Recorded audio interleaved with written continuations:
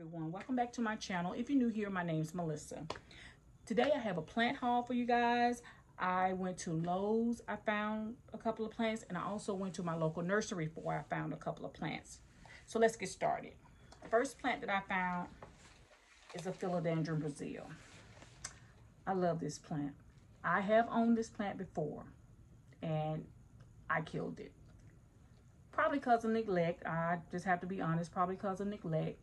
But I just could not keep it alive during the winter time at home. But oh, look at the leaves, y'all. Look at the leaves, just beautiful.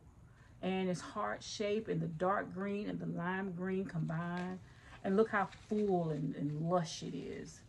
So I was so happy to find this and to find it at this size. So I'm really gonna try my hardest to keep it alive. I want to find a lime green one too.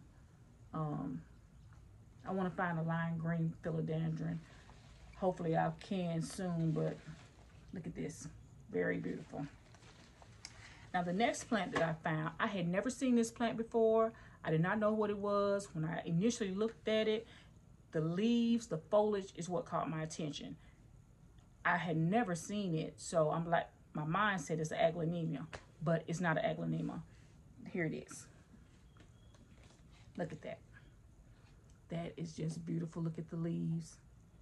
This is a silver streak pothos. I could not see the label in the store because at the time I didn't have my glasses, but the label says it is a silver streak pothos. And so I'm assuming that this should be easy to care for. If it's like any other pothos, it should be easy to care for. But I fell in love with the foliage. It immediately caught my eye and I bought it. And so we're gonna see how it turns out, but that is a beauty. Now, the next two plants, I have owned these plants before, have not been successful in keeping them alive, but I'm gonna keep trying until I do because I love them. This is my Syngonium or arrowhead vine, whichever one you want to call it. Now look at this plant. Now I bought one this big before and it's not alive. I no longer have it, but this plant is beautiful. It says it needs bright indirect light, so I'm gonna keep it in front of the window. I'm trying not to overwater it because that's probably what I be doing, overwatering it. And then when I try not to water it, I let it dry out and leaves be dying left and right on them. So I gotta find a balance. So. But this is beautiful. I love these plants so much, and I have been trying to grow these since I was young and haven't mastered it yet, but I'm gonna keep buying. I'll keep buying them until I do. But I love it. Beautiful leaves. And my next one, I have never bought this plant at this size. I've always bought just the small ones. Never could get any growth, never could keep it alive. But this is another plant that's beautiful to me and that I love. My Monstera adansonii. Look how big it is, y'all. Just so big and lush.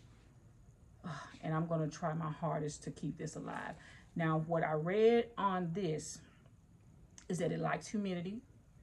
And to assist in that I should mist the leaves. So that is what I'm going to try to do, especially since it's going to be on the inside. We all know the air in our home is drier.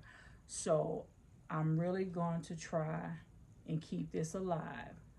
Now, if any of you have had success or have challenges with these same plants, let me know what you do in order to keep it alive. What fertilizer you use. I would like to hear from you and let me know that, because I'm going to try different things, try suggestions in order to keep these plants alive because they're so beautiful. I'm going to give y'all an update in a couple of months, and I hope we don't see a bunch of dead leaves or they thinner than what and what it is now, but we'll see. We'll see how it goes, but I'm going to try my hardest to keep it alive. So these are the 4 plants that I've recently purchased, and they're full. I love them, and so we'll see how that goes. But I just wanted to share that with you. Thank you for joining me. See you next time.